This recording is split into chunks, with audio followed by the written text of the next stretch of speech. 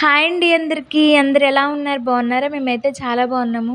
నిన్న ఈవినింగ్ అయితే మా బావగారు డ్యూటీ నుంచి అయితే అక్కడ ఉన్నాయంట తాటికాయలు తీసుకొచ్చారు. తాటికాయలైతే చాలామంది ఇష్టంగా తింటారు. ఎందుకంటే అది సీజనల్‌గా వస్తది కాబట్టి. కొంతమందైతే తాటికాయని కాల్చుకొని తింటారు. అలాగే రొట్టె కింద ఏసుకుంటారు. గారెలు వేసుకుంటారు. ఇంకా ఇడ్లీలు కూడా చేసుకుంటారు. ఇప్పుడైతే మా బావగారు పీసుని తీసి ఇడ్లీలు వేస్తున్నారనమాట.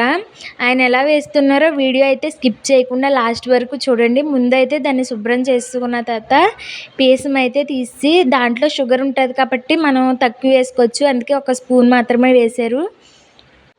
ఈ తాటికాయలు అయితే చాలా స్వీట్గా ఉన్నాయి. ఎందుకని చెప్పేసి పంచదార అయితే కొద్దిగా వేసుకున్నారు.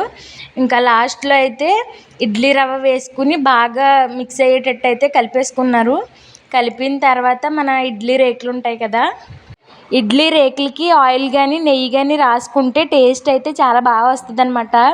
ఇదంతా తయారు చేసేది ఎవరు అనుకుంటున్నారు? మా బావగారే. మా బావగారు అయితే ఆయన కూడా వంటలు బాగా చేస్తారు. ఇడ్లీలు అయితే టేస్ట్ నిజంగా వేరే లెవెల్లో వచ్చినాయి అంట. నేనైతే తినలేదు కానీ వాళ్ళు చెప్పారు. కానీ అసలు మాలాంటి పల్లెటూరులో అయితే ఇవి చాలా దొరుకుతాయి అన్నమాట.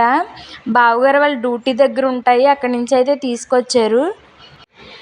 మీకు ఎలాంటివి ఇష్టం? రొట్టె కింద ఇష్టమా, లేకపోతే గారెలు ఇష్టమా, ఇడ్లీలు ఇష్టమో నాకైతే కామెంట్ చేయండి. మేమైతే సీజన్కి వచ్చి మొత్తం గారెలు, ఇడ్లీలు, రొట్టె 3 అయితే వేసుకుంటాము. మీరు ఎలాంటివి ఇష్టపడతారో ఖచ్చితంగా కామెంట్ అయితే చేయండి నాకు. ఇంకా బావగారు ఇడ్లీలు అయిపోయిన తర్వాత ఎలా ఉన్నాయో మీరే చూద్దురు కానీ. తాటికాయలతో తాటి బెల్లం చేస్తారు. అలాగే తాటి చేప చేస్తారు. అది ఎంతమందికి తెలుసు? తెలిస్తే కామెంట్ చేయండి. అలాగే తాటికాయలో కాల్షియం, పొటాషియం, ఫాస్ఫరస్ కూడా ఉంటుందంట. అలాగే తాటికాయ పండులో యాంటీ ఆక్సిడెంట్లు పుష్కలంగా ఉంటాయని నేనైతే విన్నాను. ఎంతమందికి తెలుసో కామెంట్ అయితే చేయండి. ఇది సీజనల్ ఫ్రూట్ కదా, అలాగే ఆరోగ్య ప్రయోజనాలు కూడా చాలా ఉన్నాయి. మీకు దొరికితే తినండి. Thank you for watching.